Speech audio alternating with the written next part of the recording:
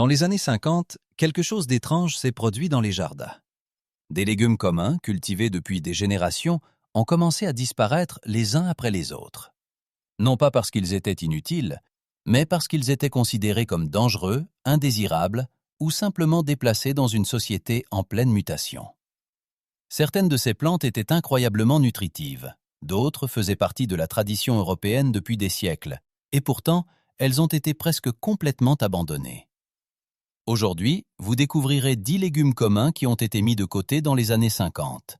Et les raisons derrière ce choix pourraient vous surprendre. 1. Cresson de fontaine. Watercress. Autrefois, le cresson de fontaine était cueilli directement dans les ruisseaux clairs et les sources naturelles, considéré comme sûr, nutritif et faisant partie de la vie quotidienne.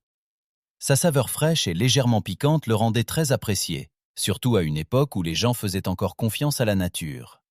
Cependant, dans les années 50, l'industrialisation et l'utilisation de substances chimiques ont commencé à contaminer ces eaux. Les autorités sanitaires ont lancé des avertissements de plus en plus fréquents, déconseillant la consommation de plantes cueillies dans des environnements naturels en raison du risque de substances nocives invisibles. Ainsi, sans réellement changer, le cresson de fontaine a été abandonné. Ce n'était pas la plante qui était dangereuse, mais le monde autour d'elle qui n'était plus le même. Feuilles de pissenlit, Dandelion Greens. Pendant des générations, le pissenlit n'était pas une mauvaise herbe, mais une ressource précieuse. Ses feuilles étaient cueillies chaque printemps, riches en vitamines, après les longs mois d'hiver, devenant un aliment simple mais essentiel dans la vie quotidienne. Cependant, dans les années 50, avec l'émergence de la culture des pelouses parfaites, tout a changé. Les jardins devaient être ordonnés et uniformes, et le pissenlit a commencé à être considéré comme un intrus à éliminer. Les entreprises chimiques ont diffusé des herbicides de plus en plus efficaces, transformant une plante nutritive en un symbole de désordre. Ainsi, ce qui était autrefois cueilli avec soin a fini par être détruit sans y penser, marquant la perte silencieuse d'une tradition simple mais précieuse. 3 orties. Stinging nettles. Autrefois, les orties étaient considérées comme un véritable tonique printanier. Les familles les cueillaient et une fois cuites, elles devenaient un aliment nutritif similaire aux épinards, riche et précieux après l'hiver. C'était une connaissance simple, transmise au fil du temps, qui transformait une plante piquante en une ressource utile. Cependant, dans les années 50, l'attention croissante portée à la sécurité a tout changé.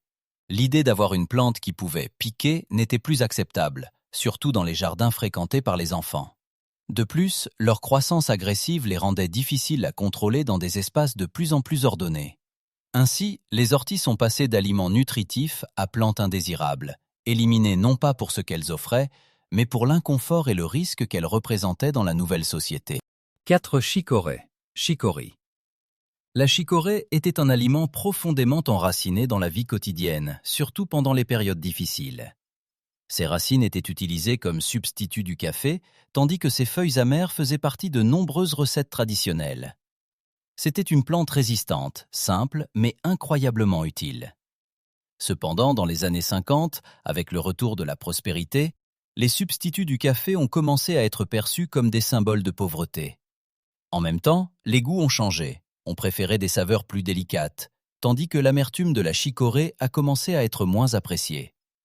Ainsi, lentement, la chicorée a été abandonnée, non pas parce qu'elle était inutile, mais parce qu'elle ne représentait plus le style de vie que les gens voulaient afficher.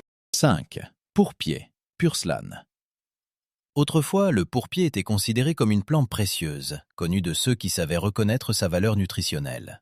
Il poussait facilement, et ses feuilles juteuses étaient riches en nutriments, devenant un aliment simple mais étonnamment bénéfique. Cependant, dans les années 50, son aspect a changé aux yeux des gens. Poussant bas et se propageant rapidement, il a commencé à être vu comme une mauvaise herbe désordonnée, loin de l'idée de jardin parfait. Les nouvelles habitudes et l'utilisation généralisée d'herbicides ont conduit à son élimination systématique. Ainsi, l'une des plantes les plus nutritives a été oubliée, transformée de ressources précieuses en ennemie du jardin moderne. 6. Amarante. Amaranth Greens. L'amarante était une plante ancienne, nutritive et résistante, capable de soutenir des familles entières pendant les périodes difficiles. Ses feuilles étaient riches et polyvalentes, faisant partie d'une tradition qui valorisait ce que la nature offrait sans gaspillage. Cependant, dans les années 50, avec l'arrivée de l'agriculture moderne et des cultures hybrides, l'amarante a commencé à être perçue comme dépassée, presque primitive. Les supermarchés et les produits industriels ont changé les habitudes, rendant ces plantes traditionnelles de moins en moins nécessaires. Ainsi, lentement, l'amarante a disparu des jardins, non pas parce qu'elle était moins utile, mais parce que le monde choisissait la commodité au lieu de la tradition. 7. Oignons sauvages. Wild onions. Les oignons sauvages étaient une ressource précieuse, surtout lorsque ceux cultivés n'étaient pas toujours disponibles. Ils poussaient spontanément et ajoutaient une saveur intense au plat, devenant une alternative naturelle et accessible. Cependant, dans les années 50, leur forte odeur a commencé à être perçue comme un problème, surtout dans les zones agricoles où elles pouvaient influencer le goût du lait si consommé par le bétail. De plus, dans les jardins ordonnés, leur croissance irrégulière les rendait indésirables et difficiles à éliminer. Ainsi, d'ingrédients utiles et savoureux, les oignons sauvages ont été classés comme mauvaises herbes, perdant leur place dans la cuisine quotidienne. 8. Oxalis. Wood sorrel.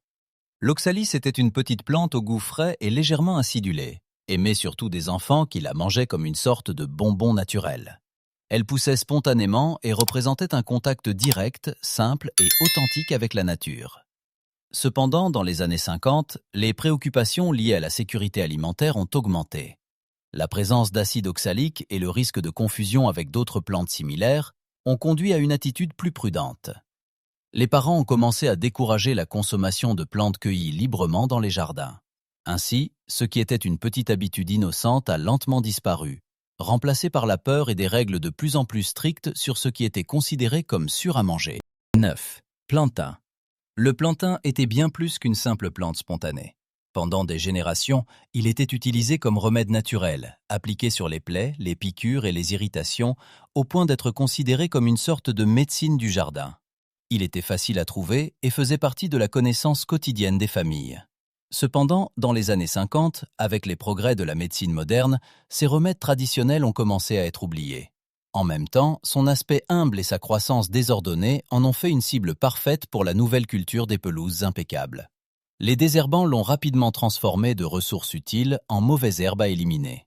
Ainsi, le plantain a perdu sa valeur, non pas parce qu'il était moins efficace, mais parce que le monde avait cessé de reconnaître son utilité.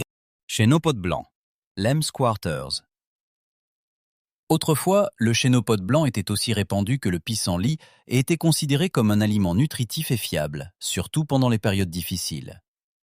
Ses feuilles étaient cuites comme des légumes, offrant une source simple mais précieuse de subsistance.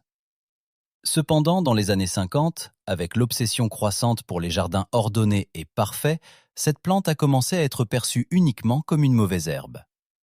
L'introduction des herbicides a rendu son élimination facile et de moins en moins de personnes la reconnaissaient comme nourriture. Ainsi, une plante commune et utile a presque complètement disparu des habitudes quotidiennes, effacée plus par l'esthétique moderne que par sa réelle utilité. Ces 10 légumes ne racontent pas seulement l'histoire de ce qui a été oublié, mais aussi comment notre mode de vie a changé. Dans les années 50, le monde a commencé à s'éloigner de la nature, choisissant le confort, l'esthétique et la sécurité perçue au détriment de la connaissance traditionnelle. Beaucoup de ces plantes existent encore aujourd'hui. Elles poussent silencieusement autour de nous. Mais peu de gens savent vraiment les reconnaître ou les apprécier comme le faisaient les générations passées. Et peut-être la question la plus importante est celle-ci. Avons-nous vraiment perdu quelque chose de précieux en chemin ? Si cette histoire vous a fait réfléchir, continuez à explorer avec nous, car le passé cache encore de nombreux secrets qui n'attendent qu'à être redécouverts.